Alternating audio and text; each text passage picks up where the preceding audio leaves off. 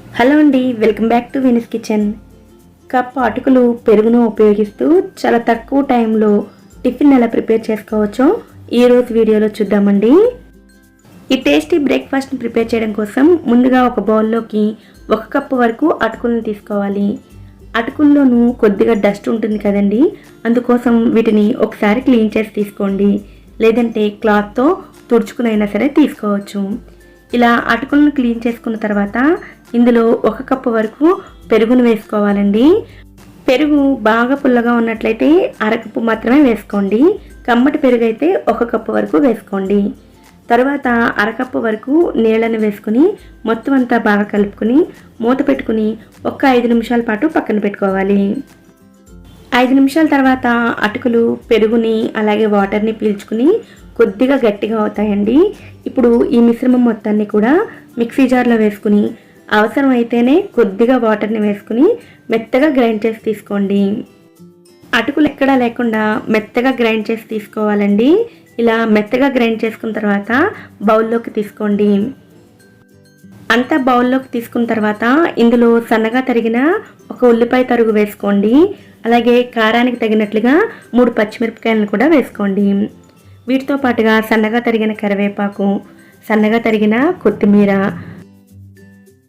1/2 spoon అల్లం తురుము, 1/2 spoon జీలకర్ర, అలాగే రుచికి సరిపడా ఉప్పుని కూడా వేసుకోవాలి.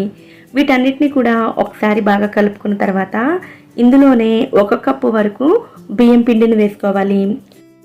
బియ్యం పిండి బదులుగా మైదా పిండి, గోధుమ పిండి అయినా సరే వేసుకోవచ్చండి. బియ్యం పిండి వేసుకోవడం వలన ఈ పునుకులు క్రిస్పీగా వస్తాయి.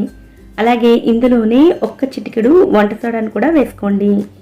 వీటితో పాటుగా 1/2 కప్పు వరకు నీళ్లను కొద్దిగా వేసుకుంటూ మొత్తం అంతా బాగా కలుపుకోండి. ఒక్కొక్క పిండికి ఒక్కో విధంగా వాటర్ పడతాయి కాబట్టి వాటర్ని చూసుకుంటూ వేసుకోండి. నాకైతే 1/2 కప్పు వరకు నీళ్లు సరిపోయాయండి. ఇలా మొత్తం పిండిని కలుపుకున్న తర్వాత కొద్దిగా పిండిని తీసుకుని పునుకుల్లాగా ఆయిల్లో వేసుకుని ఫ్రై చేసుకోవాలి.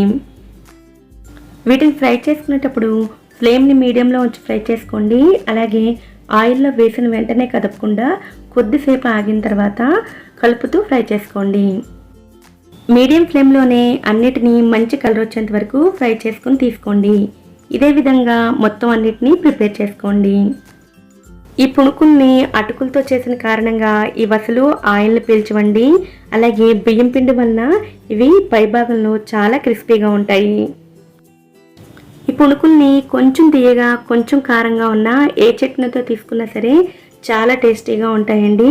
అలాగే పై భాగంలో క్రిస్పీగా, లోపల కూడా సాఫ్ట్గా ఉంటాయి.